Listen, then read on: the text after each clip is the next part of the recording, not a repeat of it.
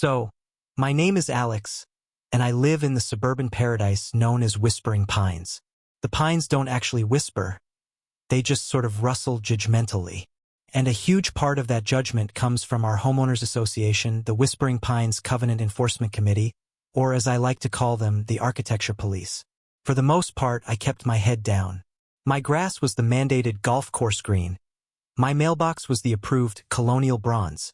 And my trash cans were never visible from the street except on the designated trash day between the hours of 7 p.m. Tuesday and 7 a.m. Wednesday. I was a model prisoner. Then my grandmother visited. She brought me a gift, a garden gnome. His name was Barnaby. He was portly, had a cheerful red hat, and was holding a tiny fishing rod. He was ridiculous, and I loved him immediately. I placed him proudly by my azalea bush, a tiny rebel in a sea of conformity. A week later, the first letter arrived. It wasn't in my mailbox. That would be too pedestrian. It was slipped into my front door's frame, encased in a plastic sleeve to protect it from the elements, which I guess included my bad vibes.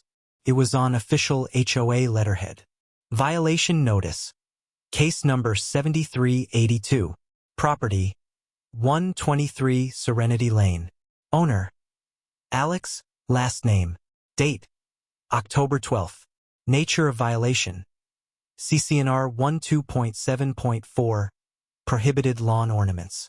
Unauthorized, non-conforming, and aesthetically disruptive figurine, gnome, located in the front yard planting bed. Fine, $25. First offense. The offending item must be removed within 48 hours to avoid further disciplinary action and accruing fines. Signed, Brenda Schultz, President, Whispering Pines HO. I sighed, of course. Brenda Schultz, the undisputed queen of Whispering Pines. A woman whose haircut was so sharp it could probably slice tomatoes and whose daily mission was to seek out and destroy any molecule of fun. I thought about just paying the fine. $25 to keep Barnaby? Maybe it was worth it. But then I read the letter again. Aesthetically disruptive.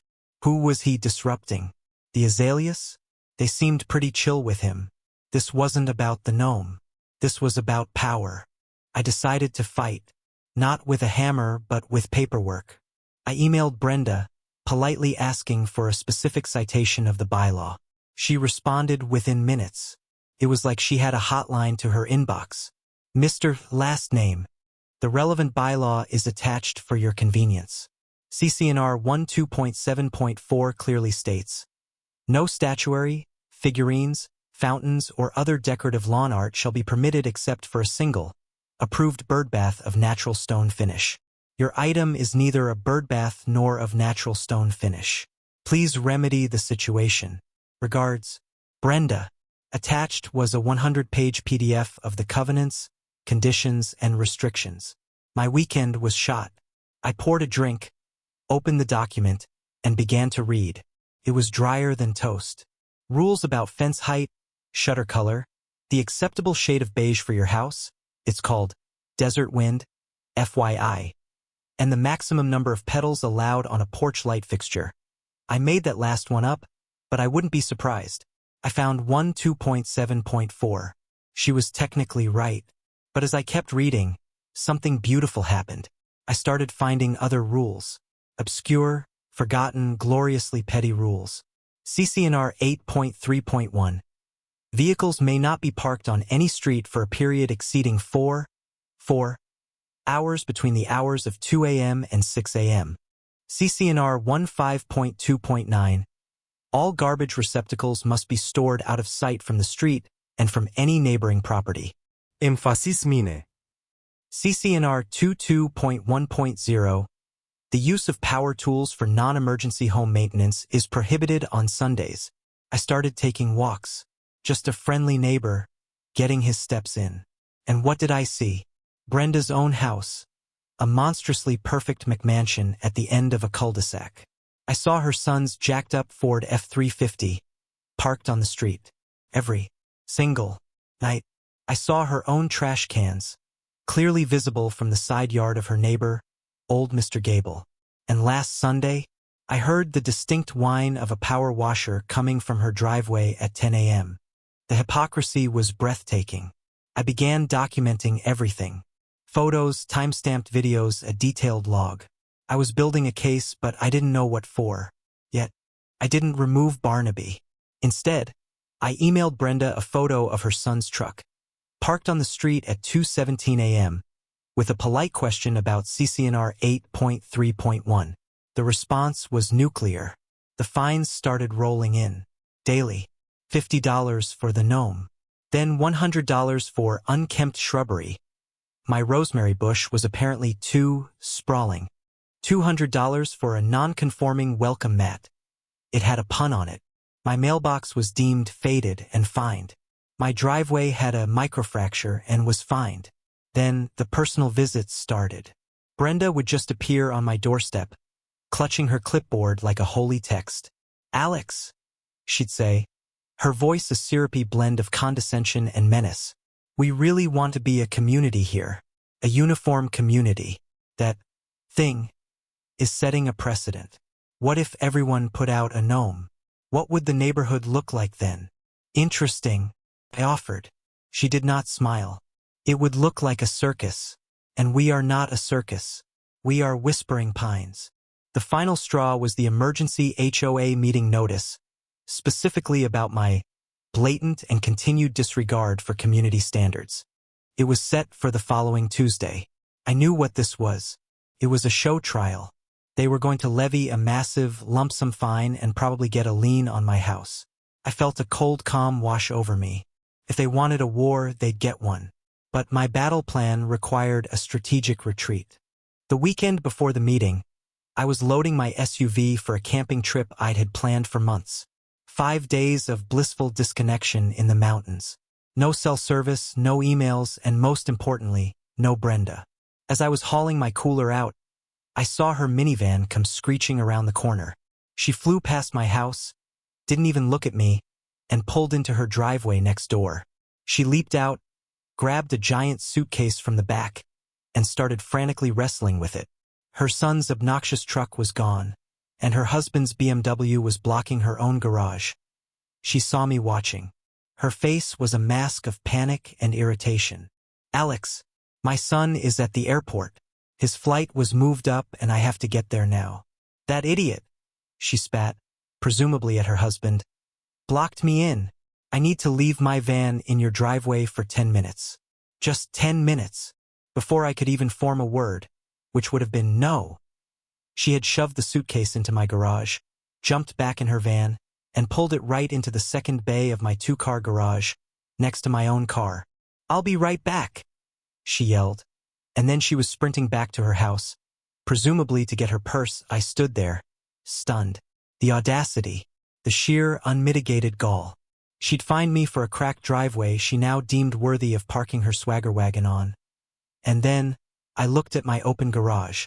I looked at her van, sitting there, illegally parked on my property. I looked at my packed SUV, ready for freedom. An idea, beautiful and terrible in its perfection, bloomed in my mind and I walked into my garage. I calmly moved her suitcase back onto her driveway. Then I pressed the button on my garage door opener as the door began its slow, grinding descent. I got in my SUV. I saw Brenda come running out of her house, her eyes wide with confusion as she saw the garage door closing, trapping her van inside. "Alex, Alex, what are you doing?" I gave her a little wave, backed out of my driveway, and vanished for 5 days. The mountains were beautiful. The air was clean. The fish were biting.